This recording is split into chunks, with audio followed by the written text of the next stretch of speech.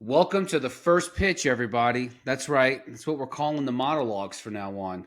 And in today's first pitch, we're going to talk a little thing called Notre Dame football, their weak ass athletic director, and Hunter Yurachek, and whatever the hell his job is supposed to be as the chair of the playoff committee for college football. Now, I got a couple of thoughts here. Yes, the playoffs came out, the rankings are released, and yeah, you have your questions, you have your doubts. You might be thinking to yourself, oh, is this how the South rises again? With Alabama always being in the playoff, regardless of how terrible they play down the stretch? Maybe. I don't know. There's so much white gravy down there anyway for anyone to stand up for longer than 20 minutes. Maybe this is how we win. But Notre Dame should be ashamed of themselves. Pete, whatever his name is, Pete Baveka, Pete Buttigieg, whatever his name is, I don't know. No one cares. You know why? Because he's a crybaby. And he's over there talking about how much it's the ACC's fault because of the videos they played slandering Notre Dame. And like, oh my goodness, oh yeah, they replayed the Miami Notre Dame game, which you lost. Okay, maybe if you don't want to cry about a video being played over and over again, don't lose the football game. It's not Miami's fault that they were able to back into the playoffs because Virginia's no good enough to beat a 7-5 Duke team. My goodness, what a trash football game that was. And I don't want to hear because it went to overtime. Oh, it was exciting. No, it was trash football, and it should have never been allowed to happen in the first place. We need to fix this system, at least that part of it. But Notre Dame going off about how unfair it is that they weren't in the playoff.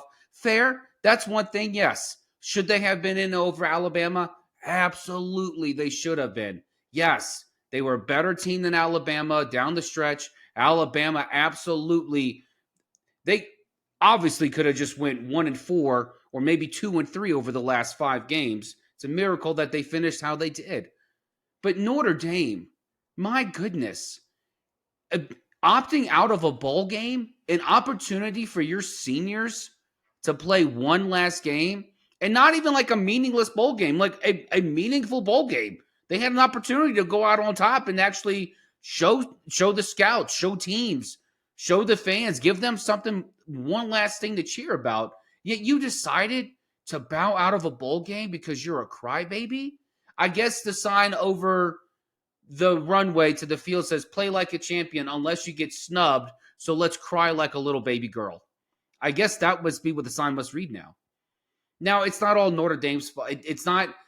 I can understand Notre Dame being upset, but I cannot allow them being responding this way. It's just it's bush league. Grow up. My goodness, go put a pair of pants on. Take your skirt off.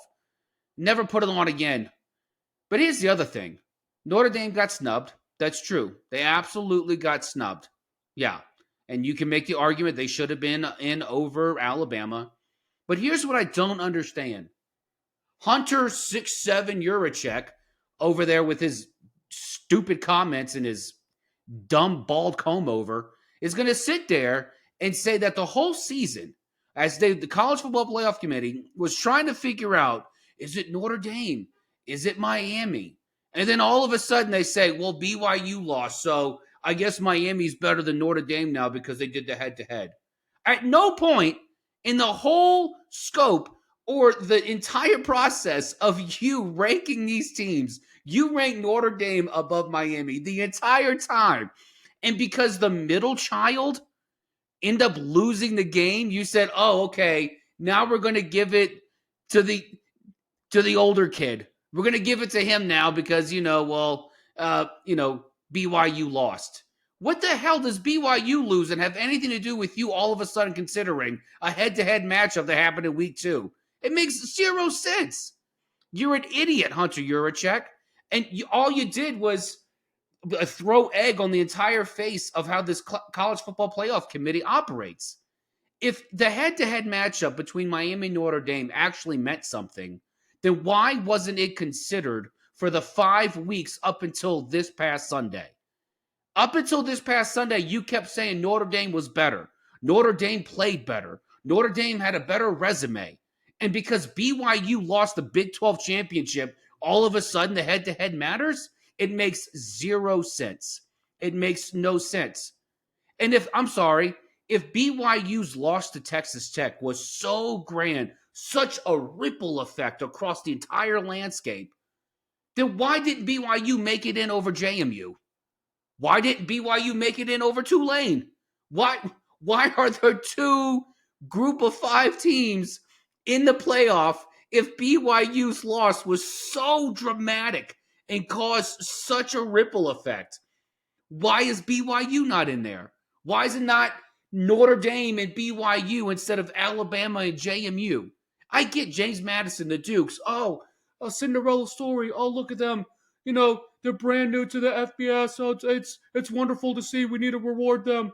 Okay, great. Then have your own NIL for those teams. Doesn't matter. But don't ruin the product of the college football playoff by trying to set some statement.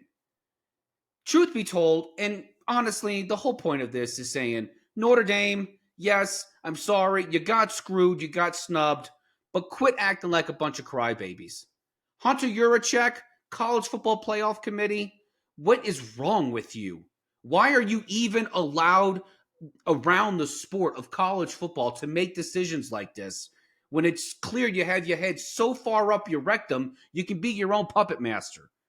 Now, nothing we can do about it. All we can do now is enjoy what we have in front of us. The 12 teams have been selected. Yes, we will go over the snubs. We will go over the first round matches. We will go over who we think ultimately will win the national championship for the 2025 college football season. Boys and girls, this is a Friday Junior edition of your Box Scores and Bourbon. Look at the box scores. Box Scores and Bourbon. We check each other's box scores and scores online. Baseball, box scores. So football, baseball, basketball, soccer, hockey. Box Scores and Bourbon. All right, JB, Manny. welcome back. Welcome to another lovely episode of Box Scores and Bourbon, where we talk crap about sports and we drink some adult beverages. JB, cheers. Cheers, my man. Clink, clink. Oh. Ooh. Hope I wasn't too over the top for you. Ooh.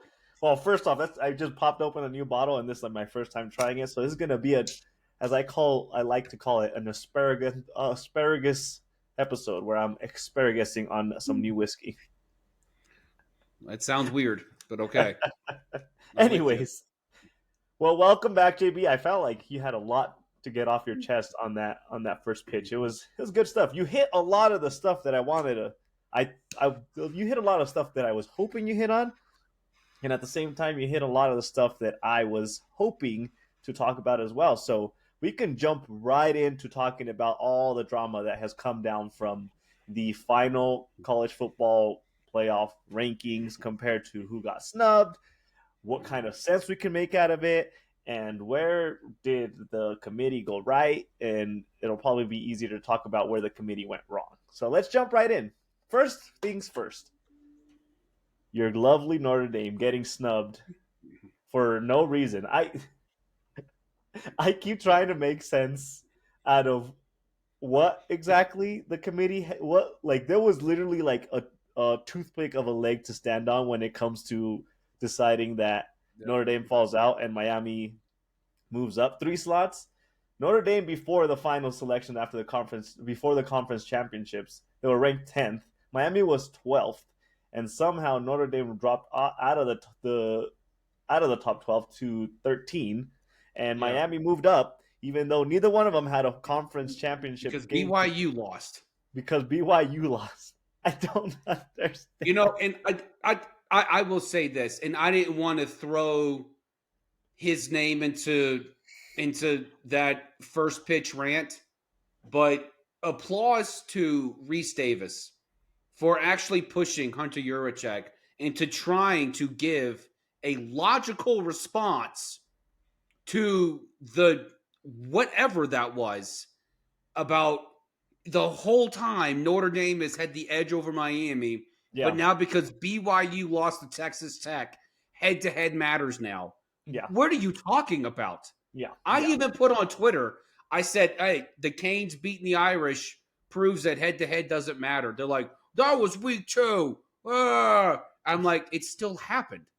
I don't, like, even if it was week 1 and you're going, and even if it was the Big Ten and say Ohio State and Michigan play week 1 and Ohio State beat Michigan, but Michigan but they get to the end and they're like, oh, well, we're going to give it to Ohio State. Well, Yeah. why? Well, because Ohio State lost in the beginning of the season. That doesn't count. What are you talking about? That doesn't count. It happened.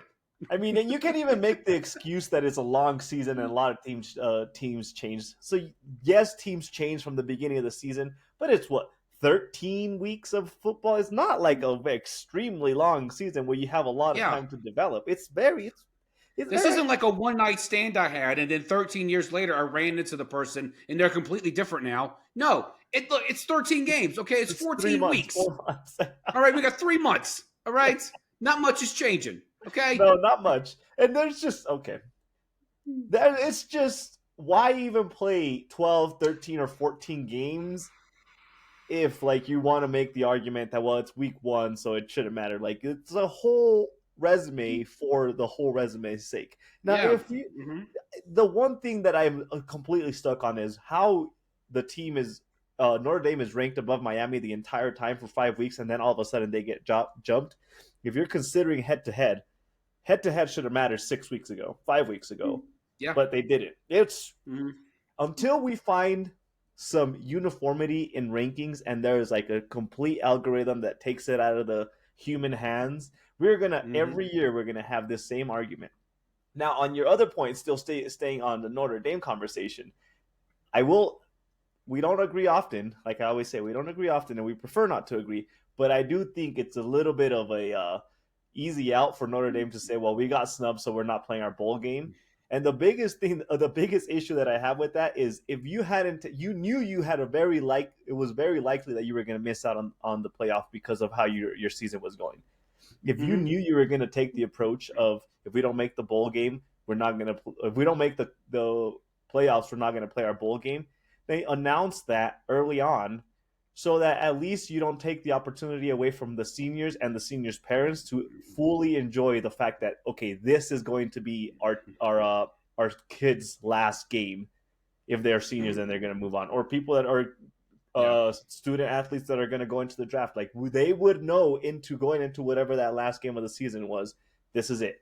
Let's go all out. This is it. It's not likely that we're going to make the playoffs, so let's treat this like it's going to be the last one, and if we make the playoff, okay, extra bonus games, as they like to say all the time. But just the way that they approach that whole thing, it pisses me off because it just makes no sense that 172 schools are technically eligible to make the playoffs. Most of them aren't going to make it the playoff. There's still bowl games for a reason. Like if what would happen if all these schools treated it the same way? We would get rid of bowl games, which we could argue probably need to get rid of bowl games at this point, because what is the true point of it? You can get rid of conference championships and get rid of bowl games, and you can make it easier for everybody. But crying like that about something so simple, like give me a break on that stuff. It's very ridiculous that they took such a hard stand so aggressively about, and then they signed it. Their letter that they released was signed the 2026 Notre Dame football season. Like they've moved on from life, but they're still being petty about what's going on in the present. Everything about that is so ridiculous. Yeah.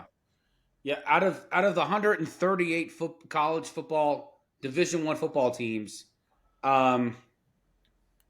it's really hard to imagine any team being so. I get if you're Notre, like I understand being pissed off if you're Notre Dame. I understand it. Should be. I get it can't make because sense you were, because for 5 weeks leading up to this point, you were told essentially that your loss to Miami didn't matter, no matter what. Or at least that you're better than Miami, no matter what happened there. Right, yeah, which meaning that, hey, your loss to Miami didn't matter. Yeah. So if you guys finish with the same record, doesn't matter. It's okay. The head-to-head doesn't matter. But to sit there and to be told that, and then all of a sudden, now you're being, canned from the playoff because of your head-to-head loss. I understand that, but it also doesn't make any. It's Notre. I just don't understand Notre Dame, why the direction of Notre Dame's anger. Your ire should not be directed toward the ACC.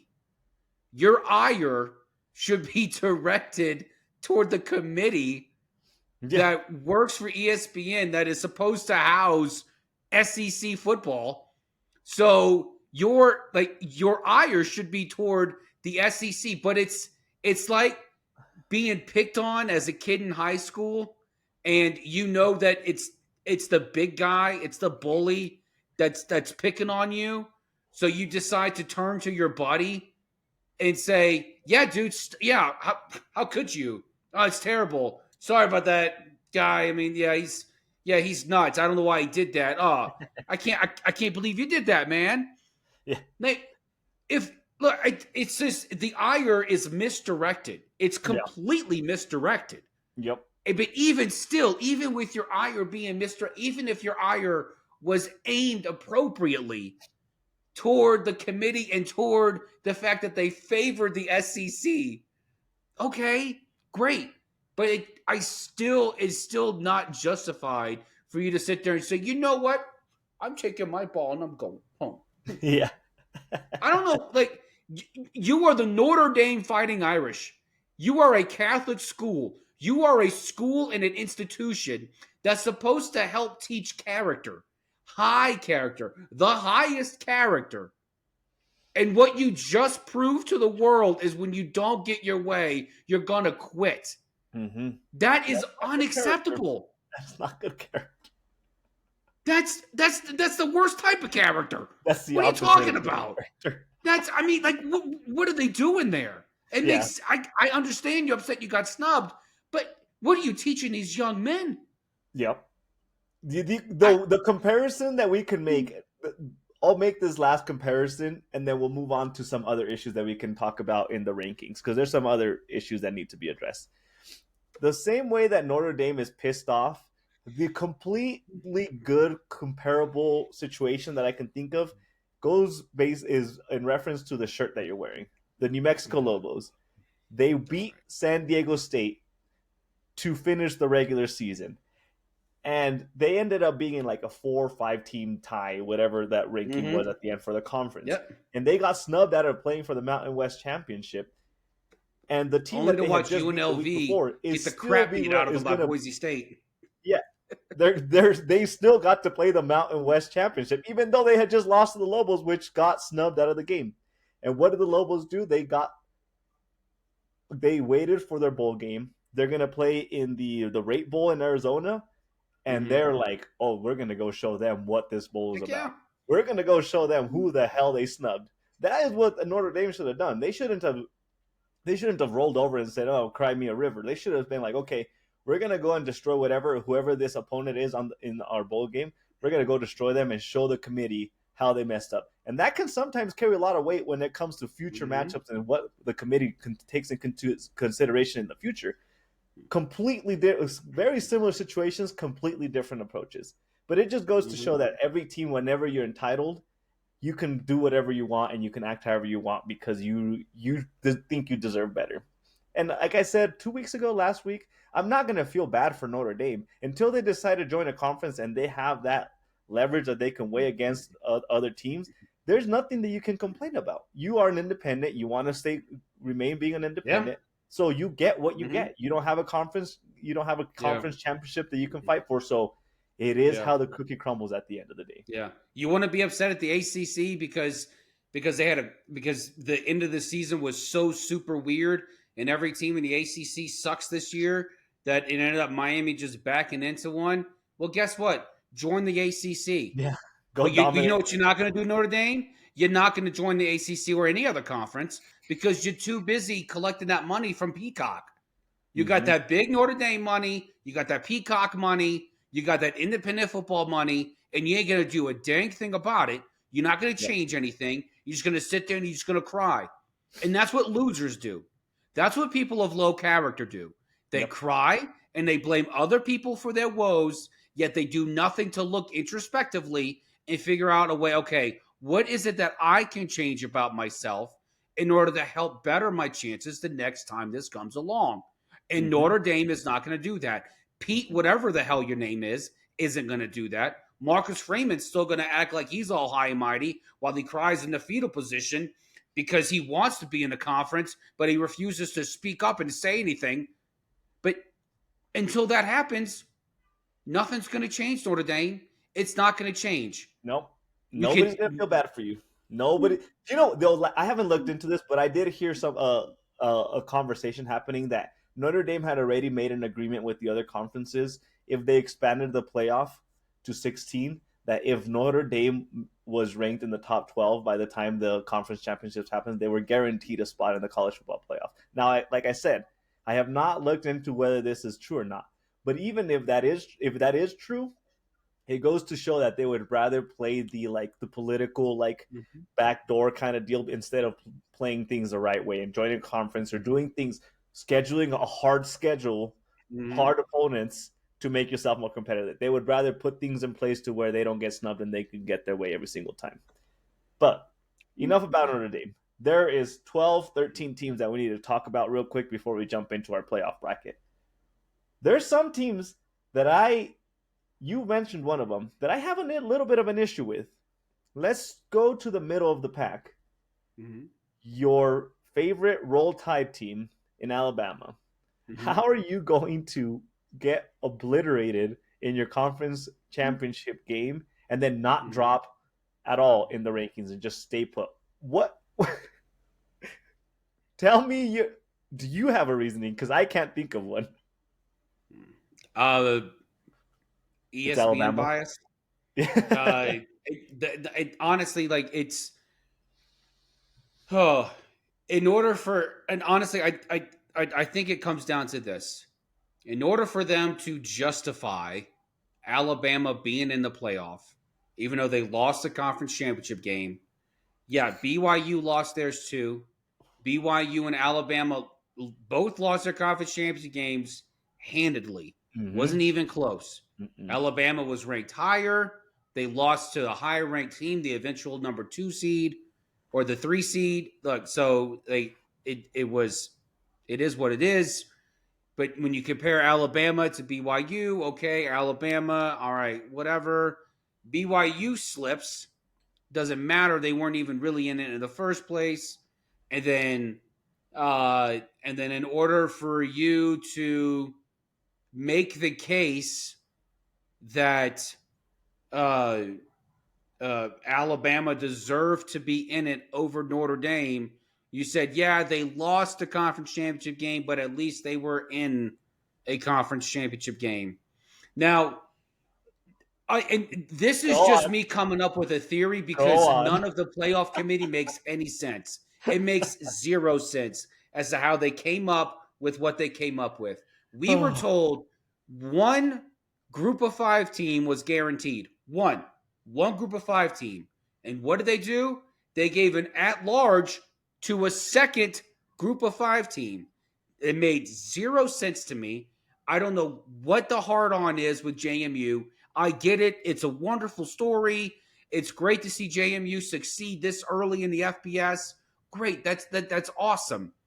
But what to sit there and say, okay, they deserve the spot over a team that actually had to play a Power 4 teams. JMU played one Power 4 team, and that was Louisville, and they lost to Louisville. That was their one loss the entire season because they played a Power 4 team.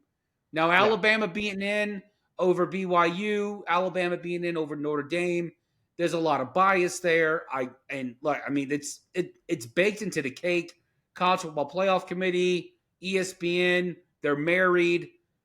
SEC plays on ABC now. Like this is like they're all married together. Yeah. And you can sit there and argue Alabama deserved to not be in it, judging off the last 5 weeks of their season. And I agree. I absolutely agree.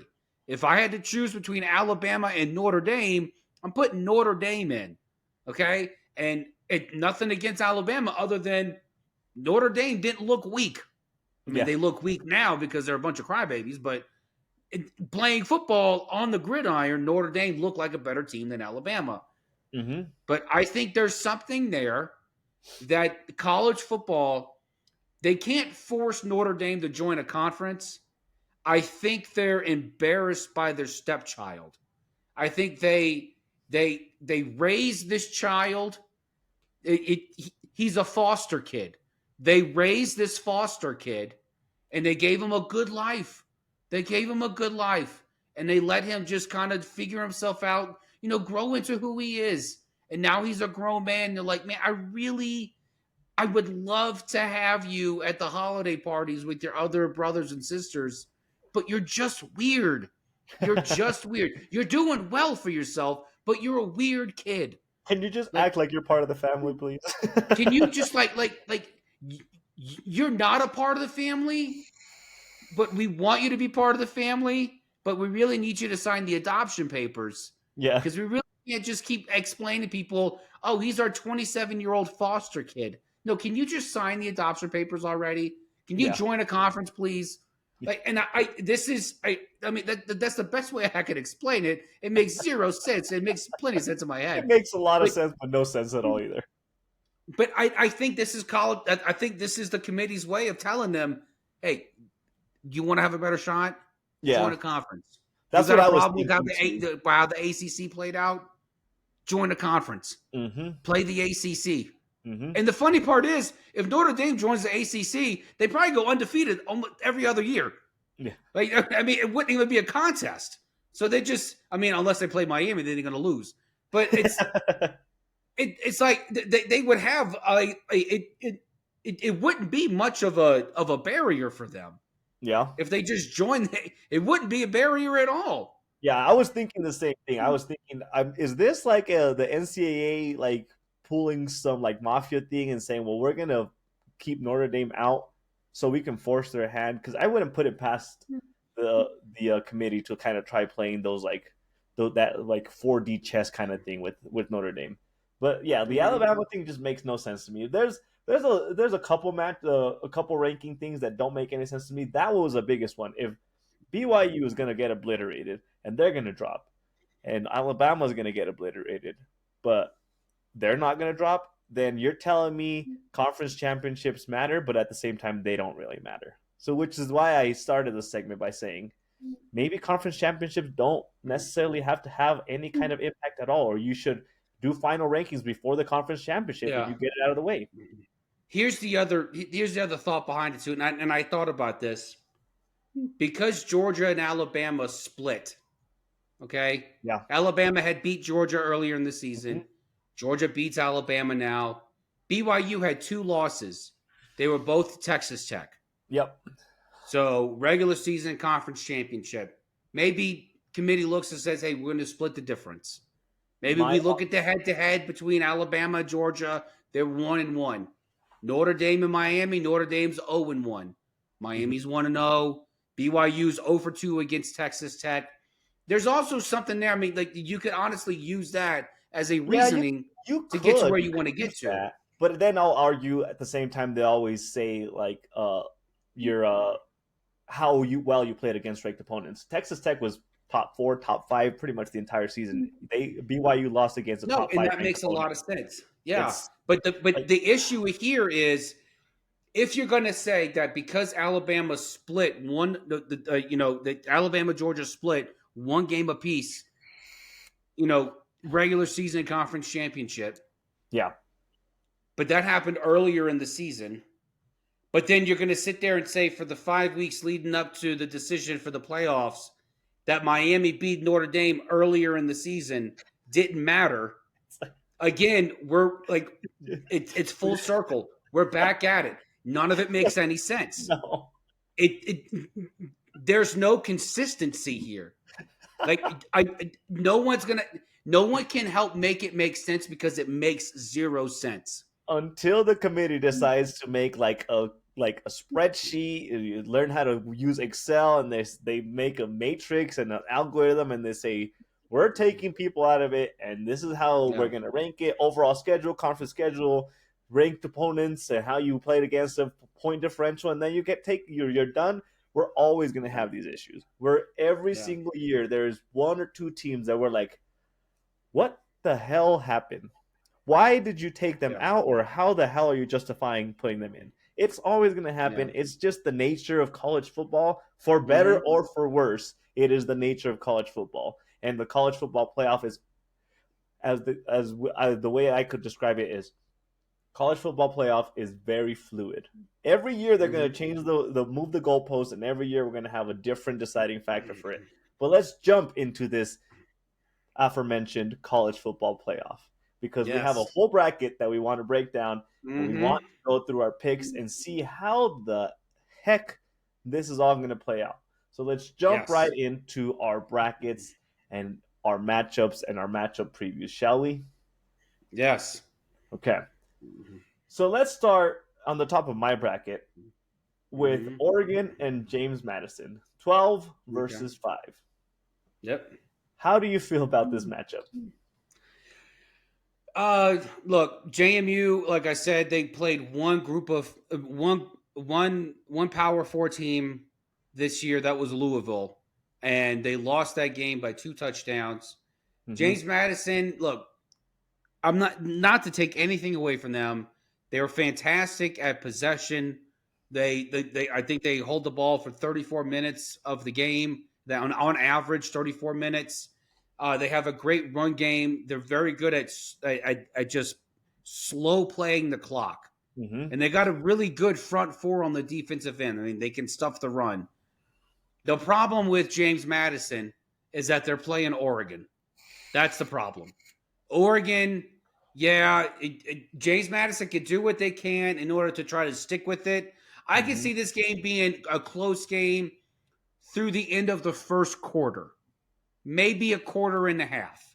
So just James Madison kind of taking some time, taking his time away, just kind of pounding the rock, doing their thing. But the problem with James Madison is Oregon is going to be they're so high powered that it's only going to take 1 or 2 plays for Dante Moore and the rest of that offense to go just explosive. And then James Madison's in trouble. Yeah. The other part of it, too, is even if James Madison keeps it close, Oregon's got one of the best takeaway margins in college football this year. Yeah. So they got a +8 takeaway margin. So it's not as if James Madison can sit there and say, oh, we're just going to pound the rock. Well, good luck with that, because a strip fumble, you're going to have to go over top at some point. You can't just run the football the entire time. And that was my point about Louisville. James Madison averaged 245 rushing yards a game this season. They had 127. They had half of that against Louisville. Yep. And that was the one power conference team they played was Louisville. And they had half of what they averaged the entire season. Yeah. They still held the ball a lot, but Louisville figured it out. Yep. So Oregon is favored by 21 right now, which is a ridiculous point margin just to start off. The one thing that I could say about James Madison, if I were to say there's a chance that they can win, I'm looking for a reason to say that James Madison has a chance. They do a good job defensively of shutting down a run game. Oregon does a really bad job at shutting down a run game. Oregon's defense allowed 107 yards rushing per game this year. James Madison allowed 76 yards per game. And then, like you just mentioned, James Madison averaged 245 yards per game rushing. So if they can make this a trenches game, and they can control the pace of the game, and they can control the clock, they could possibly keep this a miracle within the fourth quarter kind of game. Now, am I saying this is going to happen? No, I think Oregon is going to win this game. But if they can make this a run the ball kind of game, that would probably be, to me, the one way they can win this game. Like I said, I am not jumping on James Madison to win this game, but if they can just run the ball nonstop, not give up on the run game, which also means that you have to keep the game close, because if it starts to turning into a shootout, you can't keep running the ball. So if they can keep that game close somehow and they can stick to the run game, then maybe they can have a chance. But I'm going to say that Oregon still handedly wins this matchup. Yeah, I think Oregon wins by 3 touchdowns only because it's going to take probably a quarter and a half for Oregon to start building on some separation. Yeah. I got Oregon winning by at least 3 touchdowns. 3 touchdowns is 21, so they're favored by 21 and a half. So I think that 21 point spread is almost exactly correct. Yeah. Next matchup is Alabama versus Oklahoma. Now this this is a very, very juicy matchup. I mean, it's an 8 versus 9 in any kind of playoff bracket. 8 versus 9 is always where you can expect some crazy, crazy stuff to happen. Mm-hmm. This, I think, could be a very sneaky spot for Oklahoma to finally get a playoff win. They haven't gotten a playoff win since they reformatted everything. They keep losing in the first round. This could be the year that they can kind of sneak into beating Alabama. I don't know. How are you feeling about this matchup? Look, this is going to be a defensive game. This is probably going to, if you had the over under in this game, I would pick the under. Even if the over under was 1.5, I would still pick the under. I mean, that's just like, I mean, that's just how boring both of these offenses are, and not even how boring they are, but how strong the defenses are. And look, Alabama really doesn't have a run game. I mean, Jam Miller should be back in the backfield for Alabama, but Oklahoma's got no offense. They've got zero. They just don't have one. Mm-hmm. And look, and it doesn't matter if John Mateer comes and he's just got a chip on his shoulder or a chip on his surgically repaired hand, wherever he needs the chip in order to be successful. I as much as I hate to say it, I can, and I know Oklahoma beat Alabama the first time, but it seems to me that every time Alabama plays a team a second time, the opposite happens. Yeah. So they beat Georgia the first time, they lost the second time. They lost to Oklahoma the first time, maybe they beat Oklahoma this time. This is one of those games where if Notre Dame is in it, I'm like, Notre Dame's running all over Oklahoma. It's no contest. This isn't even a football game. So you're saying it would have been a better game? Maybe it would have been a more explosive, a more fun game to watch. I mean, if you like offense, yeah, you would definitely want Notre Dame in it. But I think Ty Simpson's got the edge over John Mateer. The wide receiver core's got the edge over the Oklahoma receivers, of course. And this is going to be a defensive game, and I don't think Alabama's gonna get shut out, have a season shutout to Oklahoma.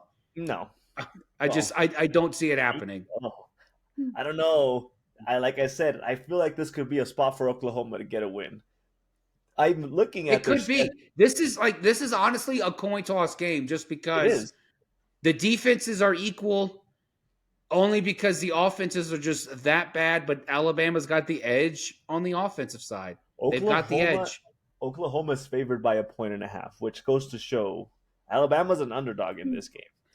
Oklahoma's favored by 1.5 because they're playing in Oklahoma. That's why. Well, either way, again, coin flip of a matchup. But would you want a better position to be in if you're Oklahoma than being a coin flip matchup against Alabama? Look, 1.5 is the margin of error.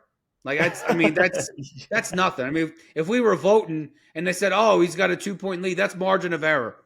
So I wouldn't be surprised if Oklahoma won this game. I just, all right. I'm gonna tell you this. I'm gonna go with my gut, and I'm gonna say Alabama wins this game. Somehow I feel like you're probably right, but I do have some skepticism. Looking at their last 5 games, Alabama has not had a dominant win since they played LSU. Your almighty LSU at the beginning of November. They beat LSU They 20 to cheated. 9. They lost to Oklahoma, and then they beat Eastern Illinois 56-0. But is that really? They scheduled a weak opponent to end the season, which is I feel like is a cheap way to get a win. And then they barely Eastern beat Auburn Illinois is the powerhouse of the of the Champaign Illinois. Valley. So okay, you know what you're talking about. I don't appreciate the slander. You should hate Alabama. You should love the slander of I don't Alabama. appreciate the slander against Eastern Illinois. Okay. Oh, okay. And then they beat Auburn by a touchdown in the Iron Bowl, and then of course we just went over the fact that they lost to Georgia in the conference championships. So my observation on this is that being generous. Yeah. Alabama has been very on and off with their matchups, and they have not found some consistency offensively, defensively. It makes me a little skeptical that they can actually pull this off. But here's the thing. Go ahead. Finish Oklahoma your thought. finished the season on a way stronger resume, in my opinion. They lost to Ole Miss. That was their last loss, and that was in October. Mm-hmm. They beat Tennessee. They beat Alabama. They beat Missouri, and then they beat LSU. Like that's a way strong. Mm-hmm. That makes me way more comfortable with this matchup than if I'm looking at Alabama and how they finished the season. No, and look, I'm not going to argue. And I saw the resumes too. I saw the end of the last 5 games of both of these teams. I watched every single game of the last of the last 5 games of both of these teams. But here's the thing: is that even when Oklahoma's offense got worse, okay, they averaged a touchdown less in the last 5 games compared to the first 8. They averaged about 25 yards less a game the last 5 compared to their first 8. Yep. Even in that, Alabama's offense was better than Oklahoma's. And so, and that's what I mean. Like, there's Oklahoma's off. It's so boring. And Oklahoma needed a miracle over the top middle play against LSU to beat them. Mm-hmm. And LSU's defense was dominant. They dominated the entire season. Who are we kidding? LSU's defense was dominant in that game. They needed a blown coverage to beat LSU. And that's really the only way that they were able to beat LSU. Otherwise, Oklahoma wouldn't even be in this discussion right now. Wouldn't even be talking about Notre Dame not making it. They would have made it in over Notre Dame. Mm-hmm. Notre Dame would have made it in over Oklahoma. So, and we'd be talking about Oklahoma and Notre Dame playing each other, or Alabama and Notre Dame playing each other. I knew what you meant. But I just like, my gut tells me, I get the resume. I get, I understand how Oklahoma finished out the season. They eked out those wins. I get it. But even in those wins and even in the struggles of Alabama's offense was better. It was still better. And Ty Simpson is a better quarterback than John Mateer. He just is. Yeah, I mean, the statistics show that they have a more explosive, stabilized offense. Now, the one thing I will say about the matchup is that Oklahoma does like having an explosive offense. If they can find that aspect of their offense, Alabama could be in danger. They are more explosive than Alabama has been. Alabama has been consistent and steady. Mm-hmm. That tends to be a safe bet when it comes to like a one-game matchup. But if Oklahoma can find a way to find that explosive offense, then Alabama's going to be in danger. But I'm guessing you're going to pick Alabama either way, no matter what I say. My gut says Alabama. Okay. Yeah. I'm going to go with Oklahoma. Something about this. Oklahoma eventually has to break through. They've made the playoff 4 times since the reformatting, or whatever you want to call it.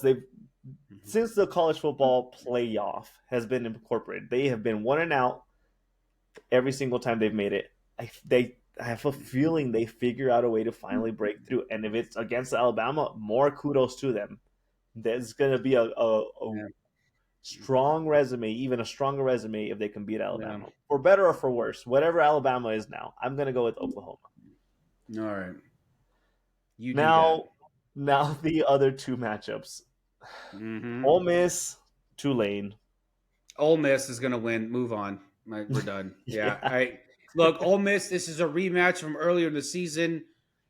Look, nothing's changed with Ole Miss that much. Where, I don't think Lane Kiffin leaving and not being on the sideline is going to affect the Ole Miss players from doing exactly what they did to Tulane early in their season, which is just demolish them. Yeah. I love Tulane. It's great. I love the fact that we have group of 5 teams that get to automatically be in it just so we can watch them lose. I understand college football trying to create Cinderellas like we have in college basketball. Yeah. But you can't have Cinderellas with 12 teams. That's not how Cinderellas are made. No. Cinderellas are made through the course of a long tournament. A long tournament. And that's not going to happen here. It's not. It's just not. I mean, a couple weeks ago when we were going over this whole rankings thing, I showed a little bit of a doubt with Ole Miss kind of hanging on and being able to still stay in the playoff.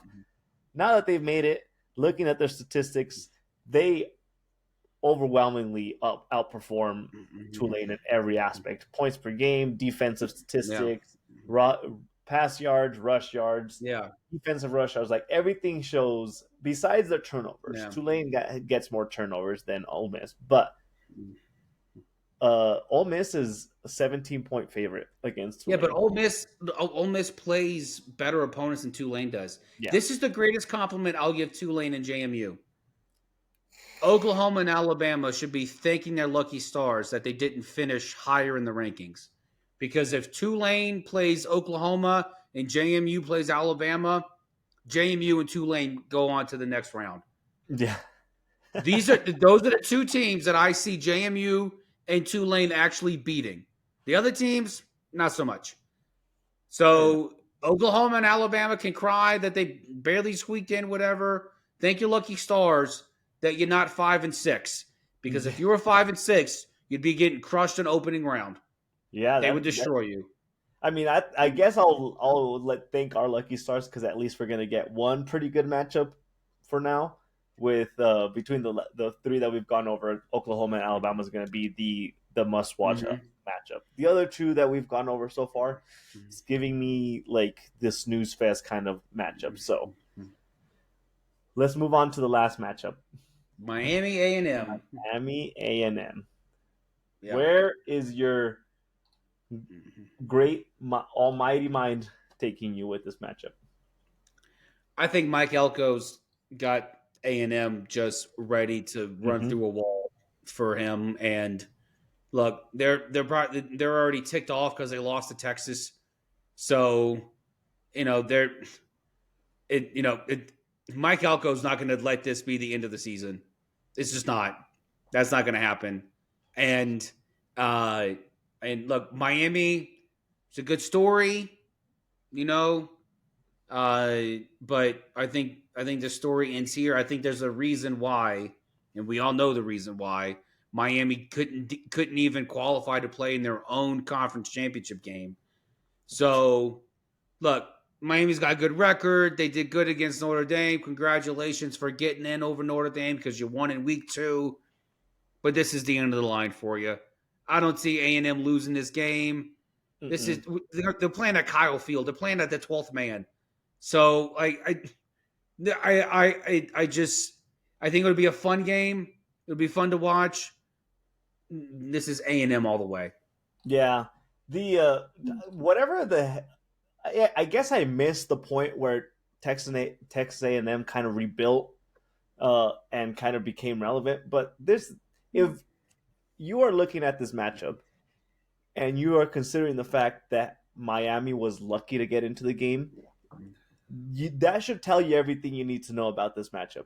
if a team is lucky that they made the playoff, you're not going to bank on them getting on this miraculous run. I have yet to see that in the college world. There's no Cinderella stories in college football. The field is too level when it comes to like teams that perform. And if you're banking on the fact that you had to get lucky to make the playoff, I'm never gonna bank on you moving farther along in that playoff. Now, for some reason, the matchup predictors like that are going around has Texas A&M barely edging out Miami, and maybe it's because Miami is a more well-rounded team that they might be more competitive. But I don't understand why Texas A&M, considering where they finished in the rankings, is that close as far as their matchup against Miami. Like I said, Miami snuck into the playoff. Texas A&M earned the right to be there. There's a very different resume, and there's a very different comparison that you can make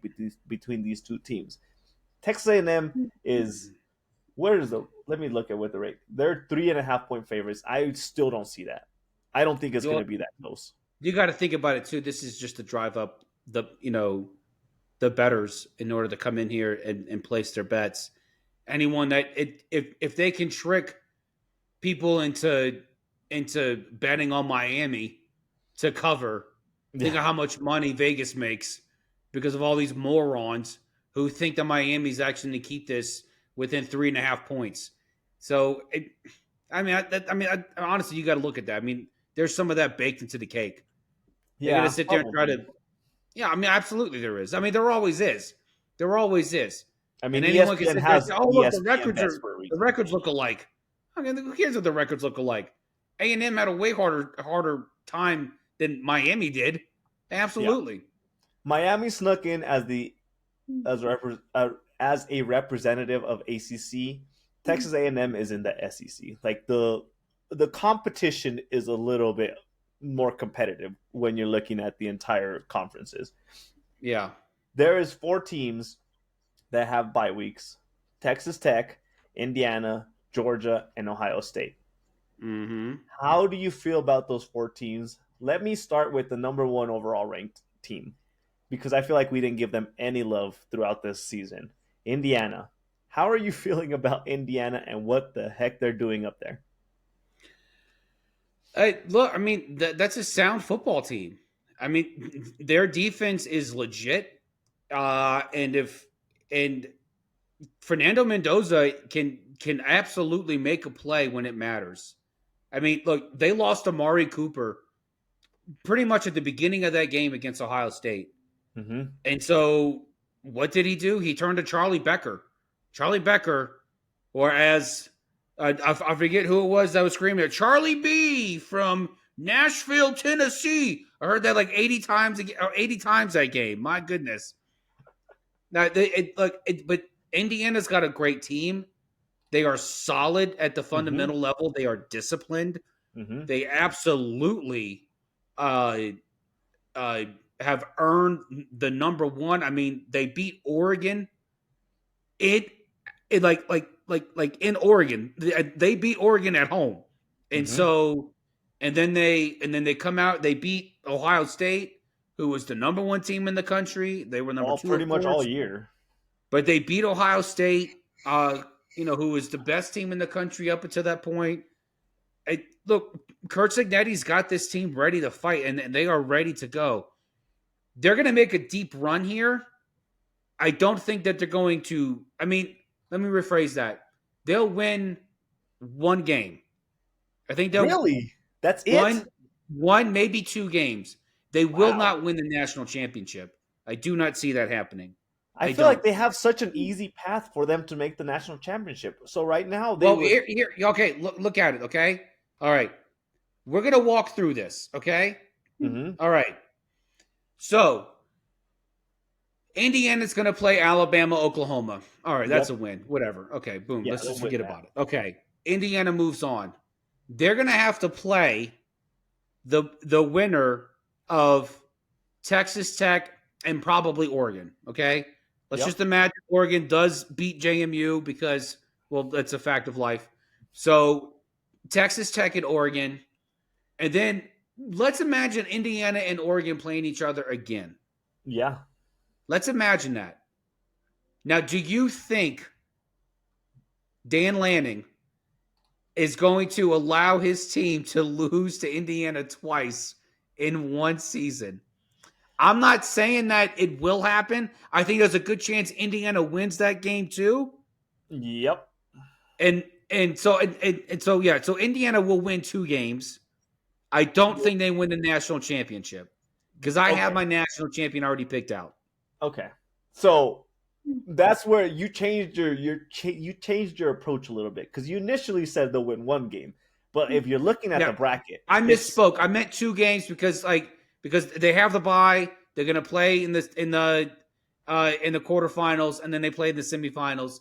yeah. I think Indiana will win 2 games. Yeah. Something about like if we follow the way that you just played out your bracket, Oregon versus Indiana, if that was the semifinals for the Yeah. national championship. Something about the way that Oregon plays just doesn't seem to be sustainable to get deep runs into the national championship playoffs. They're always coming up short. Now, the fact that Indiana got the number 1 seed is like perfect for them to make the national championship. Obviously, the other side of the bracket will be a juggernaut, and either one of the 4 opponents that I'm seeing on the other side would be a very hard matchup for Indiana. But the best thing that they could have done was get the number 1 seed. It's just it seems to me like it's a very easy path for them to make the national championship. It is, yeah. Seed. Yeah, it's and here's why I think Indiana's going to win 2 games. Again, I misspoke. I meant to say they will win 2, but they're not going to win the Natty. They will win 2 games. And the reason why I think Indiana will get to the national championship is because when you look at teams like Texas Tech, who is great on every side of the ball, when you look at teams like Oregon, who has a high-powered offense and a pretty decent defense, the difference between Indiana, Oregon, and Texas Tech is teams that usually win the regular season with blowouts, that's not sustainable. If you can win close football games and you can rely on your defense to get you there, and the defense proves sustainable, a strong defense is more sustainable than a high-powered offense. If you've got a strong defense, that will outlast a high-powered offense every single time. The Giants proved it against the Patriots twice. So it always comes back to a strong defense. Indiana's defense is fundamental. They are disciplined.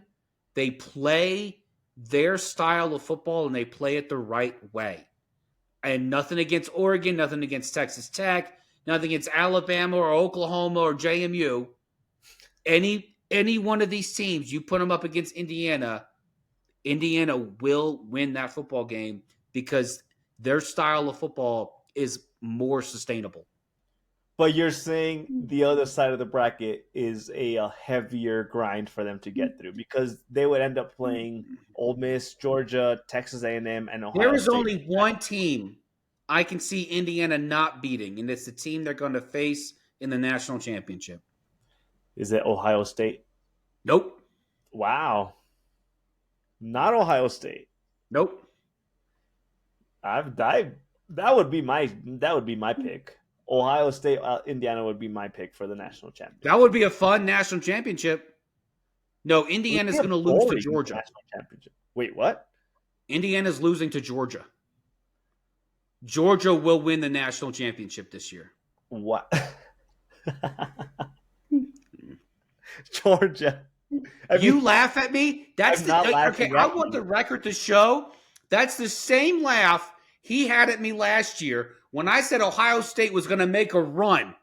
They were going to go 4-0 and be national champions. And I was laughed out of the room because I said that.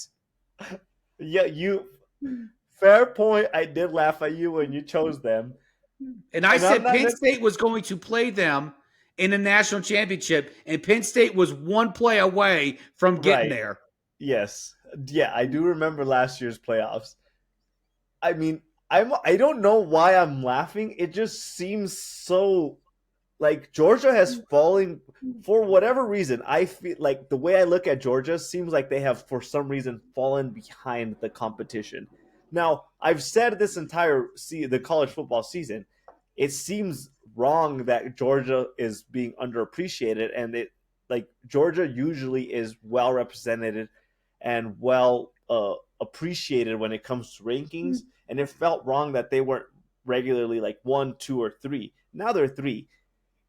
It just I don't know, like it just if you look at the statistics behind the matchups, I just don't see it happening. If Georgia won their quarterfinals and you had Ohio State and Georgia, I'm right now we have Texas A&M and Ohio State kind of on that quarterfinal. So I would think Ohio State could win that game. If you had Georgia and Ohio State, I have a hard time believing that Georgia could win that matchup. There is where my laughing comes from. Now, I do think Georgia has enough pieces in place where they should be national champion conversation, like in the conversation for national championship. Mm-hmm. But something about the way that the season has played out since last year, it just seems to me like Ohio State is a step or two ahead of them. That is where I'm coming from when I'm like a little bit skeptical about this Georgia national championship take that you have.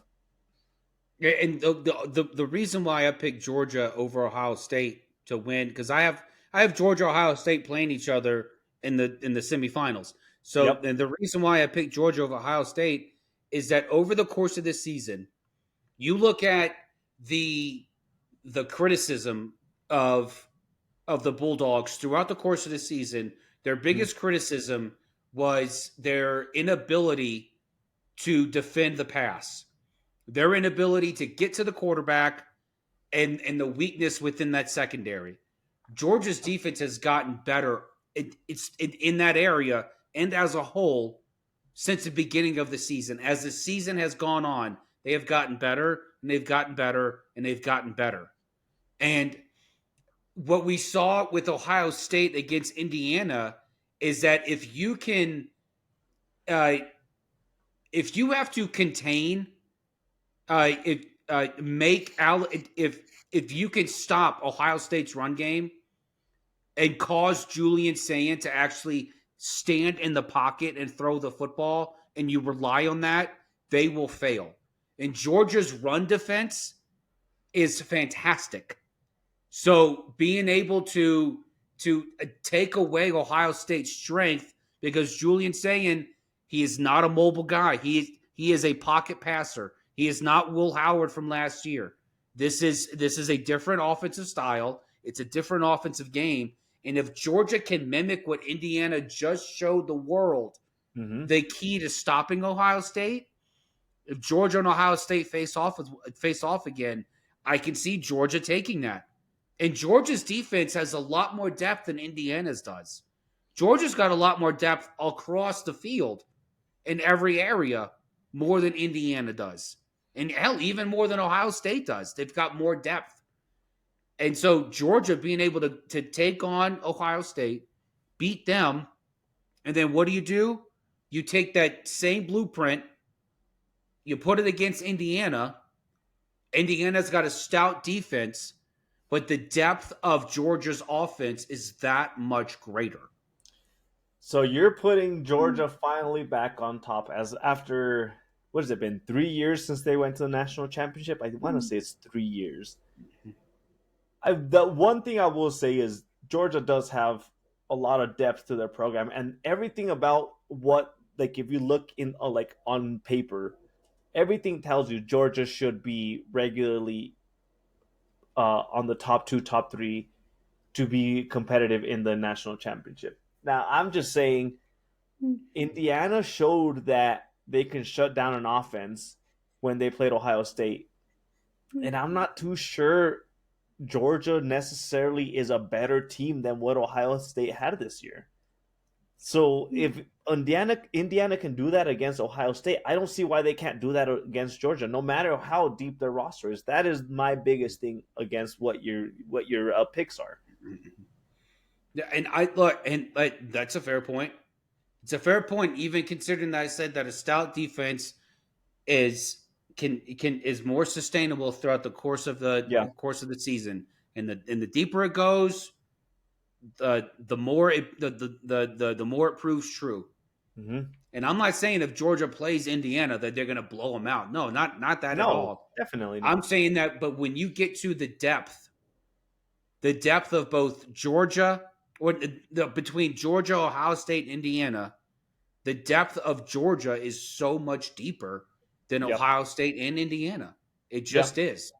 Yep. And honestly, like Georgia's gone through more of a gauntlet than Indiana and Ohio State did this past season. Georgia had to play some real powerhouses. I mean, they played the SEC. I think the only common opponent that Indiana and uh, Ohio State had was what, Illinois and Penn State. Okay, That's a great. great matchup. Great Yeah. opponents. Wow. Yeah, powerhouses. Woo. Yeah. Georgia, I mean, like Georgia's proven it. I mean, and look, they were consistent, and then they just got consistent. They got constantly better and better and better Sure. on the weakest part of on the weakest part of the roster as the season went on, and they got stronger where on the defensive side of the football. And if you can strengthen that defense sustains. It is a lot more sustainable than a high-powered offense or an offense at all. Yeah. Defense is sustainable. We did. All I'll say, and we'll end on this. We, based off of what you just said, we have seen that Ohio State has a pretty good offense, and Indiana's defense was able to keep them to 10 points in the not the national championship, their conference championship. If you can shut down Ohio State, which is not necessarily like a struggling offensive team, then I struggle to see that they won't be able to perform against any other matchup that you put against them. That is where I'm at right now. That is why I would say Indiana has a very solid, sustainable path to be national champions. Which, as I say that, I sit here and say that, and it sounds unbelievable for me to say that Indiana, after 2 years of this rebuild, whatever you want to call it, rebuild or build it upon, would be so seriously in the conversation for national champions. But it is what it is as far as what you've seen all year long with Indiana. They have completely rebuilt their program. Their coach is just, like he said, Google me. All I do is win. Like, he's shown that he knows how to build a team that can win. Mm-hmm. I'm just, as I sit here and say that Indiana has a really good shot at being national champions, I can almost not believe that the fact that those words are coming out of my mouth. It's just the 180 from where they were 3-4 years ago is just ridiculous. And it's going to be an exciting playoff this year. There's some, I guess, shady matchups, some uneventful matchups that we're seeing. But as the playoff move on into the national championship, the matchups are going to be they're going to match up really well against each other. If every pick that we have gone through so far goes as we expect, the quarterfinals are going to be intense. Oh, Oregon, yeah. Outside of Indiana, Alabama, you'd have Texas Tech and Oregon, Ohio State and A&M, and Georgia and Ole Miss. Yeah. And remember, that Georgia-Ole Miss game was a shootout. Yeah. That was a fun game. Yep. Georgia came out on top, obviously, but that was a fun game to watch. Yeah. And who wouldn't want to see Ohio State and Texas A&M go head-to-head?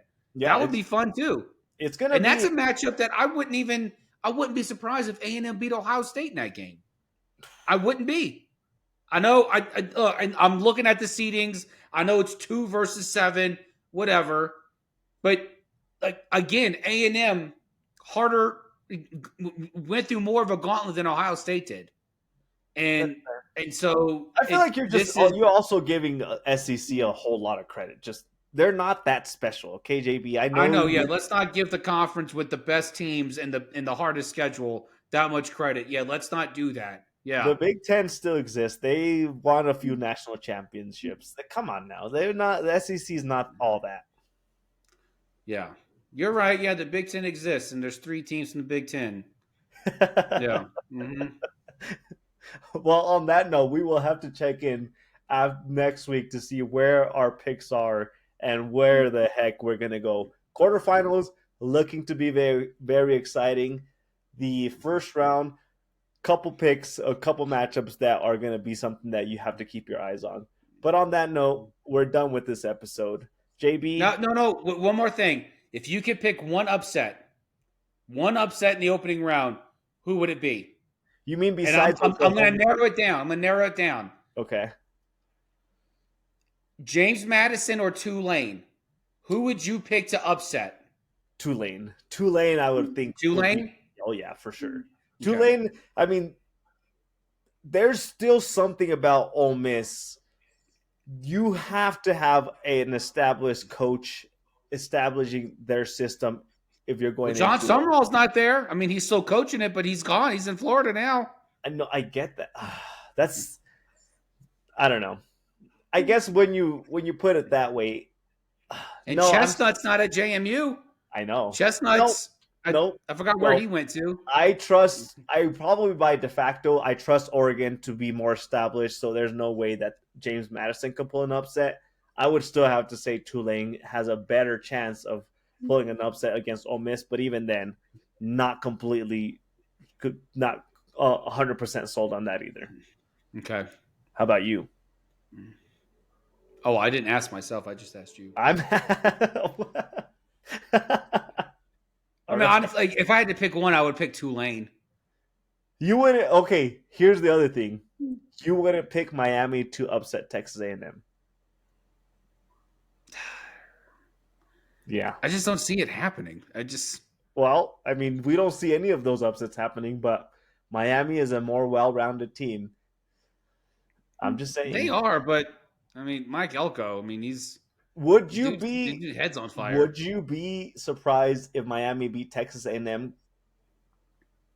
Would I be surprised? Mm-hmm. I mean, I would be less surprised than if Tulane or James Madison won. I mean, there you go. There you go. Maybe if I had to pick an upset, I would say Miami over A&M. Yeah, I don't see Tulane beating Ole Miss, and I'm a homer. I love Tulane. I love it. I was raised 10 minutes from the campus, but I just don't see JMU beating Oregon. I just don't see it. It's laughable. I can't even say it with a straight face. You could always say Alabama beating Oklahoma would be an upset, but that's just like an easy. I already said that. That's my upset. Yeah. The 9 seed beats the 8 seed. That's my upset. All right, JP. What were you drinking? What did you have on your stick? I was drinking a Macallan 12-year Scotch. Ooh, it comes in a box. Very delicious and you tasty. know a drink is good when it comes in the box. Yes. And I was smoking a Cohiba limited edition 2001. Nice.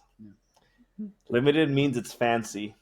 On my side, I went and found me a bottle that I never Buffalo Trace. Yes, I hadn't had it before. Now, it started off rough. As we started the episode, I saw you wince when you had a sip. It kicked me in the butt a little bit. But as I sipped it more, it has a little initial sweet initial taste to it, and then the bitter rough side kicks in. But overall, it's a pretty good sip. Like the sweetness kind of levels it all out. I think it just caught me off guard when I initially sipped it. Pretty dang good bottle for what you're getting. Pretty good. All right, JB. Full episodes, short clips, long clips. Where can they find them? Full episodes, Box Scores and Bourbon, YouTube, Spotify, Apple, Amazon. Additional content at BSB Sports 24 on X, TikTok, and Instagram. And until next time, stay thirsty. Cheers, everyone. Happy Let's playoffs. go Cubbies. Make some moves. Make some moves. Winter Make some moves. Winter meetings.